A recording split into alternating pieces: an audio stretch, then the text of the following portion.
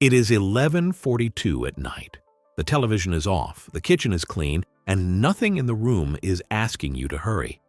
But your jaw is still tight. Your shoulders are still lifted. You are tired enough to sleep and somehow too alert to let the day end. If that feels familiar, this is for you, because stress includes more than the difficult conversation, the traffic, or the deadline. It also depends on what your body gets to do after the event is over. It needs a clear path back toward recovery. And several ordinary habits can keep interrupting that path without looking dramatic at all. That distinction matters. Cortisol is a useful hormone, and your stress response is an essential system. You need both. They help you wake up, focus, move, and respond when something actually requires action. Activation becomes a problem when it repeatedly arrives without a reliable off-ramp. Think of these as 5 places to look, rather than 5 diagnoses or 5 reasons to blame yourself. They matter when your day has ended, but your body seems to have missed the announcement. 2 people can move through the same demanding Tuesday and carry very different amounts of it into Wednesday. One person gets small endings: lunch away from the desk, a walk after work, a conversation that reaches a decision, a consistent hour when incoming demands stop. The other person stacks one unfinished state on top of another. Dinner happens beside email. Rest happens beside notifications. Bedtime arrives while the mind is still holding a meeting with people who went home hours ago. The stressful events may be similar. The opportunity to recover is completely different. Recovery usually arrives through a sequence of ordinary completions, not one perfect ritual at the end of the week. The more often the body receives those small endings, the less work bedtime has to do by itself. The first habit is borrowing time from sleep, then asking caffeine to cover the debt. One short night can feel manageable. You wake up, add an extra cup, and function well enough that the missing sleep seems almost theoretical. But sleep is more than unconscious time. It is part of the daily recovery process that helps regulate attention, emotion, blood pressure, and the way your body responds to the next challenge. Here is the useful nuance. Sleep loss doesn't produce one identical cortisol result in every person. A recent systematic review found that a night without sleep sometimes exaggerated parts of the response to a later stressor and sometimes blunted them. Most individual outcomes stayed unchanged. The honest message is subtler than the usual cortisol scare. Poor sleep can make the response less predictable and recovery less dependable. And that is exactly what people often miss. They judge sleep by whether they manage to get through the next day. Your body judges it by whether the systems that reset overnight had enough time and consistency to do their work. A practical experiment is smaller than a complete life renovation. For 1 week, protect the same wake time as closely as real life allows, and write down when the last demanding task of the evening ends. Not when you get into bed, when the demands end. That gap tells you whether sleep is receiving a runway or just the leftover minutes after everything else.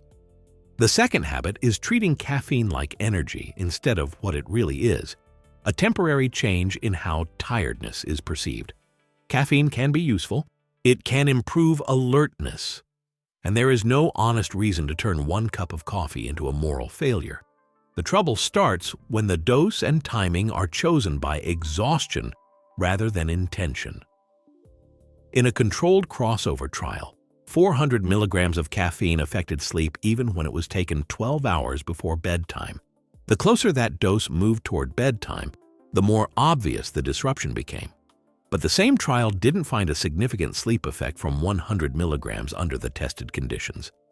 That difference is important because the internet loves a universal rule.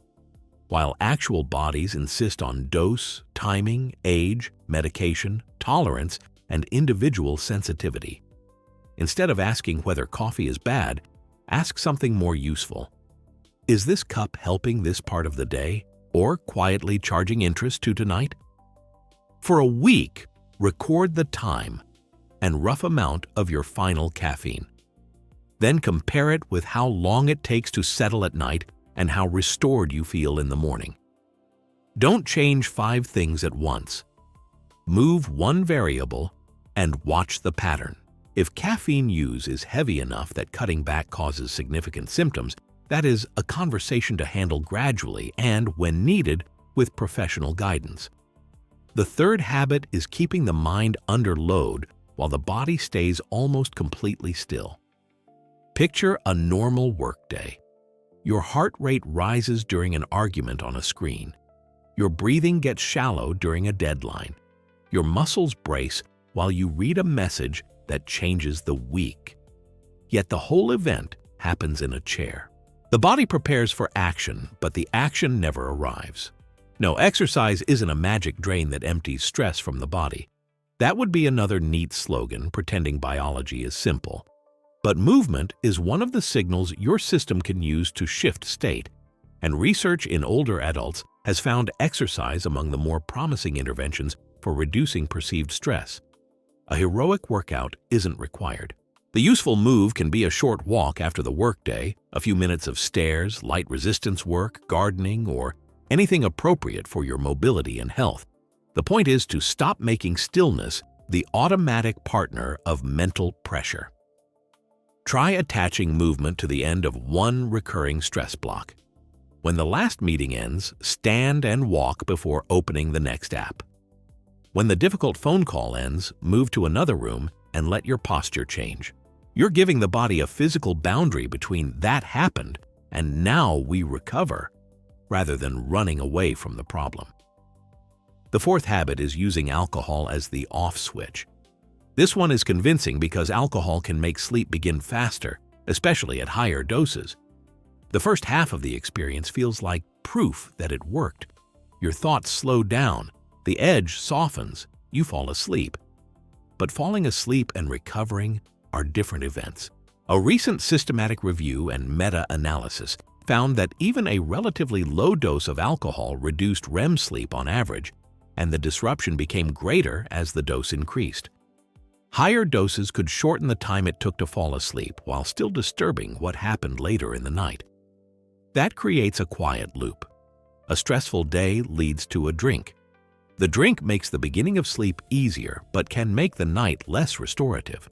The next day begins with less recovery, so ordinary pressure feels heavier and the evening drink becomes more attractive. None of this is a command to diagnose yourself or suddenly change a pattern that may involve dependence. If alcohol has become the only reliable way to come down or stopping feels difficult, treat that as a health concern rather than a willpower test. A qualified professional can help in a way that a video can't. For everyone else, the experiment is simple. Notice the job you are hiring the drink to do. Is it taste and enjoyment, or is it sedation? If it is sedation, build one other off-ramp before the first sip.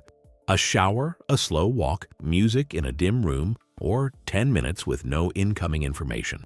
Not because those activities are magical, but because a nervous system learns from repetition. And that leads to the fifth habit, the one that can keep all the others alive: rehearsing the stress after the stressor has ended.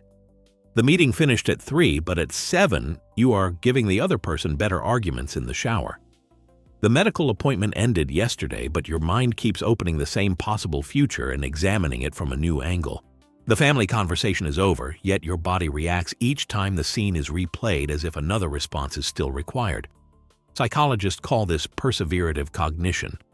In ordinary language, it is worry about what may happen and rumination about what already did. A meta-analysis found that this kind of repeated thinking has measurable companions in the body, including changes involving heart rate, blood pressure, and cortisol.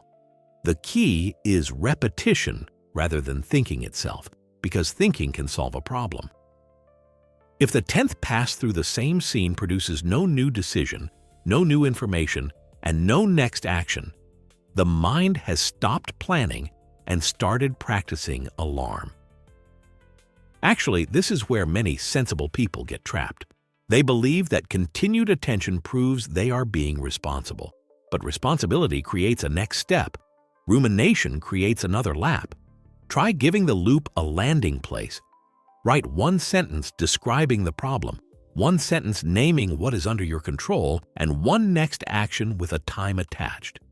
If there's no action available tonight, write that down too. Nothing useful can be done before 9 tomorrow morning. Gives the mind a boundary instead of another lap.